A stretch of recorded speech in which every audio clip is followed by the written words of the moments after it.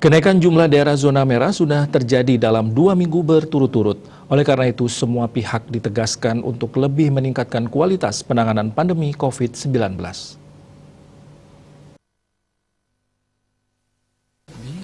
Selain zona merah, zona oranye juga terlihat meningkat pada minggu ini. Peningkatan ini terjadi karena daerah zona oranye berpindah ke zona merah, sementara daerah zona kuning berpindah ke zona orange. Juru bicara Satgas Penanganan COVID-19 Nasional, Profesor Wiku Adhisa Smito mengungkapkan, perkembangan ini tidak baik dan juga harus dijadikan peringatan.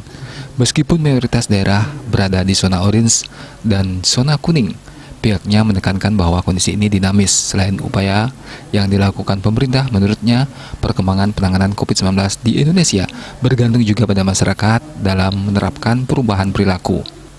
Perkembangan penanganan COVID-19 bersifat dinamis, sehingga diperlukan kerjasama dua belah pihak agar menghasilkan perkembangan ke arah yang baik.